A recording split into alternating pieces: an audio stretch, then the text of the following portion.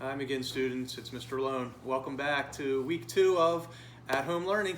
I hope you guys had a great weekend. We're able to do some things that found a little bit of fun in your weekend, and that you're back at your work today. And again, I'm proud of you, proud of your parents for helping you through this. And we're just going to keep going a day at a time. We're going to start our read alouds again today with a book that's one of my favorites. A few years ago, I think it was 3 years ago, the author Daniel Kirk actually came to our school, and he's the author of the popular Library Mouse series. This is the first of the 5 books in the series, and we'll read that together today. So here we go. Oh, and by the way, I'm in my pajamas, and hopefully so are all of you, as it's raining outside.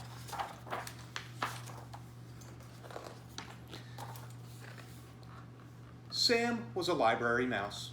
His home was in a little hole in the wall behind the children's reference books, and he thought that life was very good indeed. Every day, when the library was full of people walking up and down the aisles, studying, checking out books, and working on the computers, Sam was curled up in his little hole, sound asleep. Every night, when the people went home and the room was dark and quiet, the library belonged to Sam. And every night Sam read, and he read, and he read. Sam read picture books and chapter books. He read biographies and poetry, cookbooks and sports books, fairy tales and ghost stories, and mysteries by the dozen. Sam's mind was filled with facts and information and images of faraway places, and his imagination brimmed over with wonder and fantasy. One night, Sam decided that it was time he wrote a book of his own. Sam folded over some little squares of paper he took from the librarian's desk to make the pages. Then he found a pencil that had rolled underneath a shelf, and he began to write. Write what you know. Sam had read that in a book about writing, so he wrote about being a mouse. He drew the pictures for his book by posing in his little mirror and then sketching what he saw. Sam worked very, very hard, and finally, his first book was done. He called it Squeak, A Mouse's Life, and he wrote on the cover, words and pictures by Sam. He went to the autobiography section of the library, and he tucked his first book onto the shelf. Then he went back to his little hole in the wall and waited. The next afternoon, sunlight streamed in through the library windows. "What's this?" asked the girl whose teacher had sent her to the library to do a book report. "I've never seen anything like this before," said the librarian, and she put Squeak, A Mouse's Life, on her desk. Later, she showed it to the other librarians. Sam decided to write another book. It was called The Lonely Cheese, and working on the book made him feel very hungry. It was a good thing that he always found so many crumbs to eat by the trash basket in the hallway. When he had finished the illustrations, Sam scurried to the picture book section and proudly placed his latest book on the shelf. Then he went back to his little hole in the wall and waited.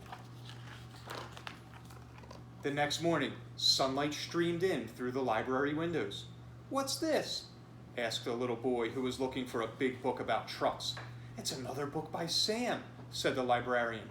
"Just who is this Sam?" she thought to herself. And she put The Lonely Cheese on her desk. Later, she showed it to the children at story time. Sam decided to write a chapter book. It was called The Mystery of Mouse Mansion, and it gave Sam goosebumps when he wrote down the scary parts.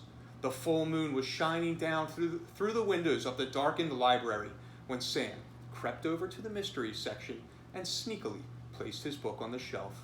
Then he went back to his little hole in the wall and waited. The next day, sunlight streamed in through the library windows. "What's this?" asked the teenager who was looking for a good, creepy book to read before bed. "We've got to find out who this Sam is," said the librarian. "I'll leave a note on the bulletin board and tell him that I would like to meet our new author." She put The Mystery of Mouse Mansion on her desk, and later she showed it to the writing class that came in after school. That night, Sam found the note.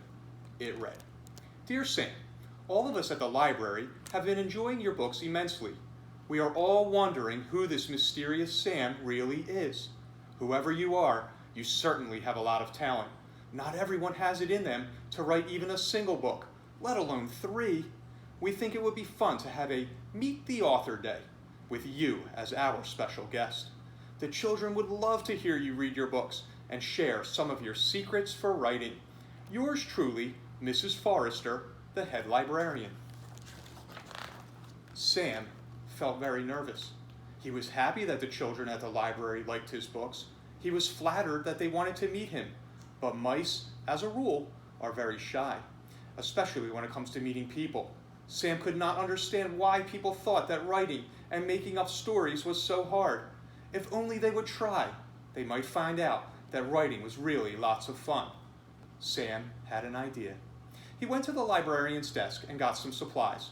All night long, he wrote and drew and snipped and folded and stapled his little rectangles of paper into mouse-sized books. In the morning, when the librarian opened up the children's room, there was a sheet of paper taped to the door.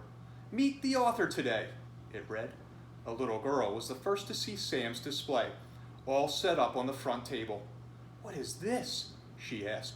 There sat a tissue box with a pair of pencils taped to the sides and a banner stretched across the top. On the banner was written, "Meet the Author," with an arrow pointing down. The girl bent over to look in the empty tissue box.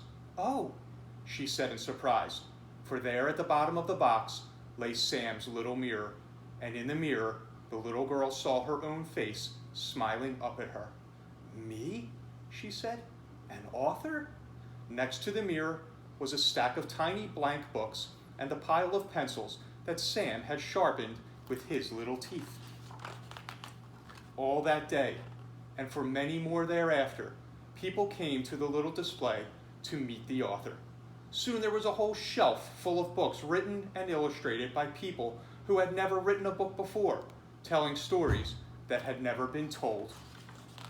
Sam was a library mouse. His home was in a little hole in the wall behind the children's reference books. All that night, Sam sat in his hole, thinking and thinking about the next book he would write. Would it be a mystery, an adventure, a funny book, a true story? There were so many stories to tell. Aha, he thought, I'll just have to write one of each. Sam picked up his pencil and got to work.